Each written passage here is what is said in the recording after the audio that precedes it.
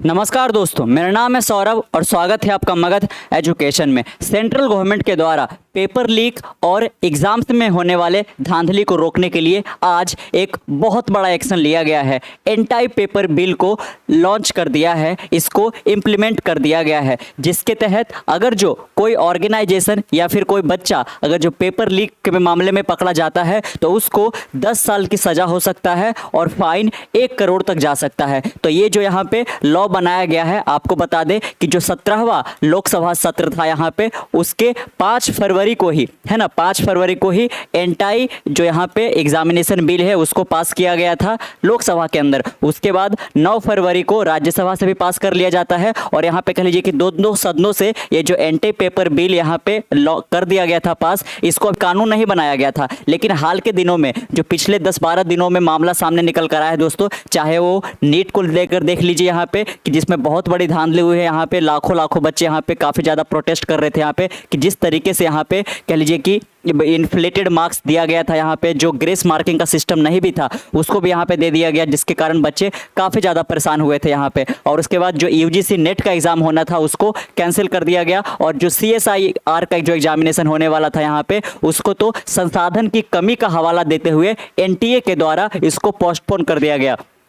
तो हाल के दिनों में यहाँ पे जो बच्चे यहाँ पे इतना मेहनत करके तैयारी कर रहे थे उनका एग्जामिनेशन नहीं लिया जाना, एग्जाम्स को ऐन वक्त पर यानी कि जब यहाँ पे एडमिट कार्ड वगैरह आया हुआ है, बिल्कुल डेट शेड्यूल किया जा चुका है, उसके बाद यहाँ पे इसको कैंसिल कर दिया जा रहा है। या फिर बच्चे एग्जामिनेशन देकर निकल रहे हैं लेकिन उनको पता चलता है कि डार्क वेब पर ऑलरेडी जो हमारा क्वेश्चन पेपर है वो 5-5 हज़ार रुपया में यहाँ पे बेचे जा रहे थे। तो आप समझ सकते हो कि बच्चों की मनोदशा पर क्या होता होगा। तो इसको लेकर यहाँ पे सरकार ये जो बिल पास कर दिया गया था बहुत पहले ही, लेकिन इसको कानून नहीं बनाया गया था और सरकार अभी कुछ दिन बाद यहाँ पे इसको कानून बनाने वाली थी। लेकिन हालिया घटना को देखकर यहाँ पे मजबूरन केंद्र सरकार को यहाँ पे ये कानून को लाना पड़ा। जैसा कि आप यहाँ पे देख सकते हैं, new law against exam leak amid NEET में, है ना। तो नीट का जो किसमें काफी बच्चे यहाँ पे जो प्री मेडिकल एग्जामिनेशन होते हैं, जिसके बच्चे जिसको क्वालिफाई करके बच्चे यहाँ पे अलग अलग देश के मेडिकल स्कूल में यहाँ पे कॉलेज में जाते हैं पढ़ने के लिए और अपना जो वहाँ पे डॉक्टर का सपना उनका है वो वहाँ पे पूरा करने के लिए ये पूरा प्रिपरेशन करते हैं। लेकिन यहाँ पे जिस तरीके से इस बार का यहाँ पे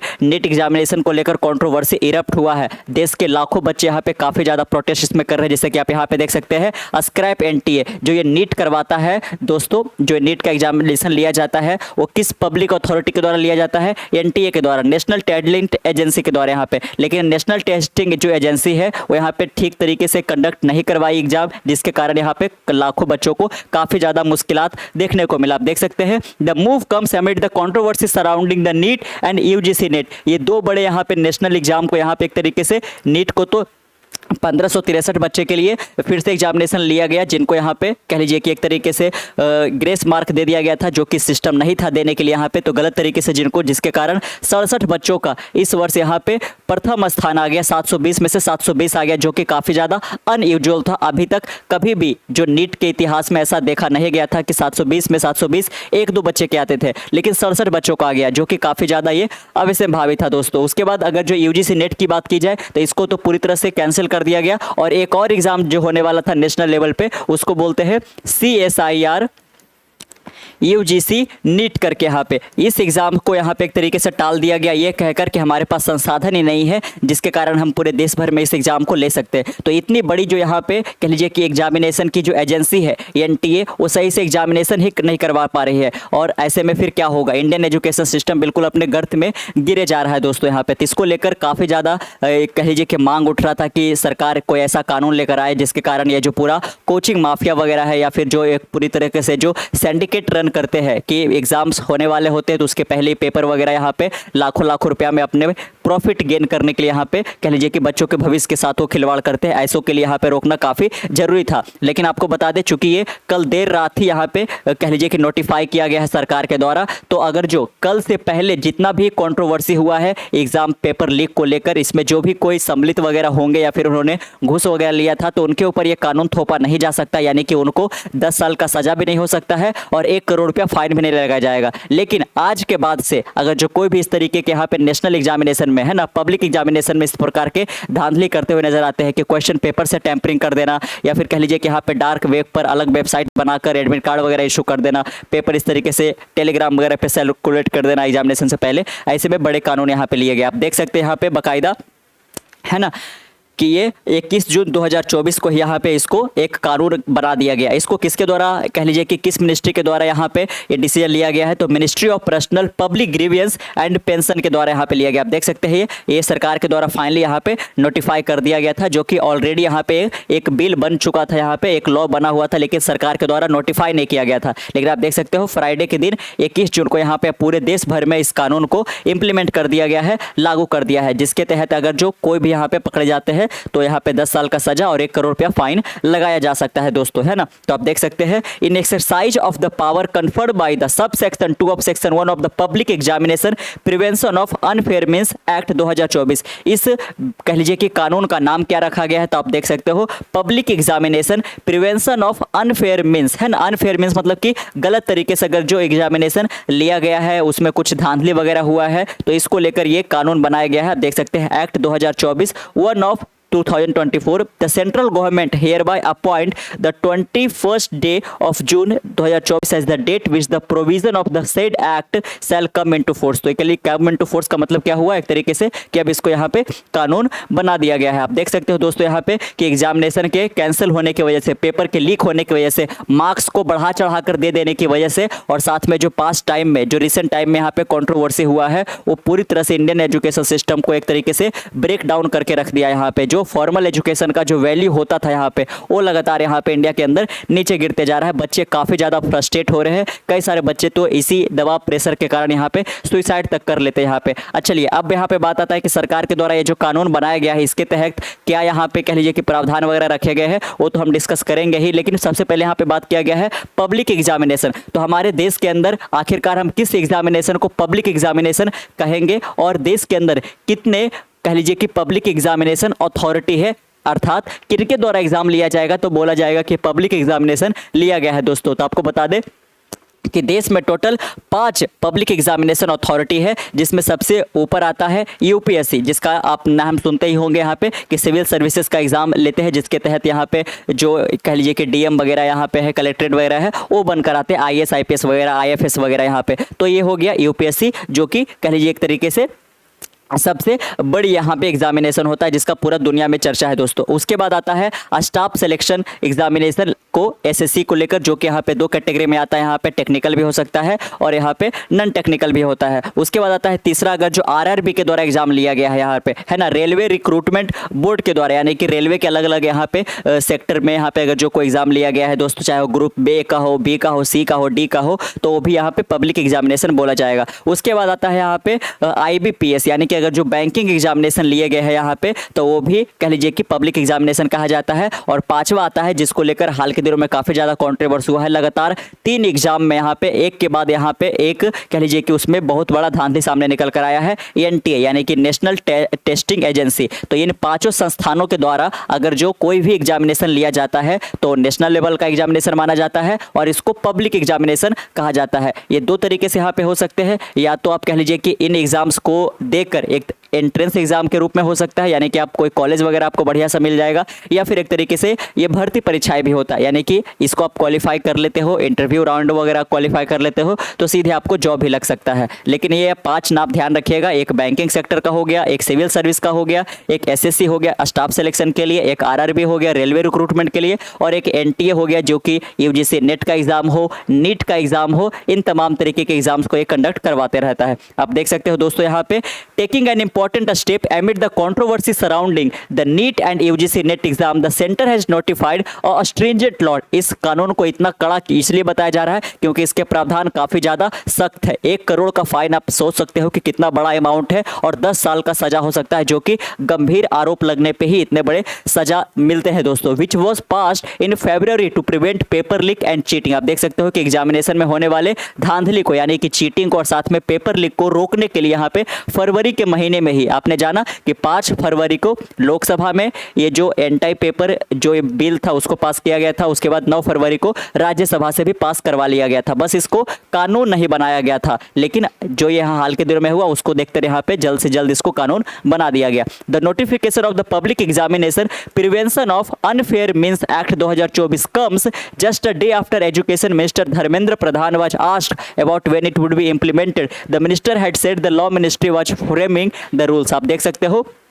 कि कल के ही दिन यहाँ पे एजुकेशन मिनिस्टर जो कि धर्मेंद्र प्रधान है उनसे पूछा गया कि जो आपने फरवरी के महीने में एंटी पेपर लीक के मामले में जो बिल पास करवाया था लोकसभा और राज्यसभा में, वो आखिरकार देश में कानून कब बनेगा यहाँ पे, क्योंकि जो धांधली हो रहा है उसको लेकर आप एक्शन क्यों नहीं ले रहे हो। तो इनका यहाँ पे जवाब आया था कि जो कह लीजिए कि यहाँ पे मिनिस्ट्री है वो यहाँ पे जो लॉ मिनिस्ट्री है इसके क्या क्या रूल होने चाहिए इसको फ्रेम कर रहे हैं। और आप देख सकते हो एक दिन के बाद ही यहाँ पे इसको लॉ बना दिया गया। Under the act which came into effect on February, any person or person found guilty of leaking a paper or tampering with answer sheet will receive a minimum jail term of 3 years. आप देख सकते हो कि कोई सा भी वो person हो अगर जो पकड़ा जाता है पेपर को लीक करते हुए या फिर क्वेश्चन पेपर या आंसर शीट के साथ टैंपरिंग करते हुए फेर बदल करते हुए यहाँ पे, तो उसको लगभग 3 साल का यहाँ पे जेल टर्म हो सकता है। This can be extended to 5 years with a fine up to 10 lakh, है ना। उसके बाद आप देख सकते हो उसमें भी एक कैटेगरी आएगा कि कितना बड़े लेवल पे धांधली किया गया है, तो ये आप कह लीजिए कि जेल टर्म भी आगे बढ़ सकता है, 5 साल हो सकता है, 10 साल हो सकता है,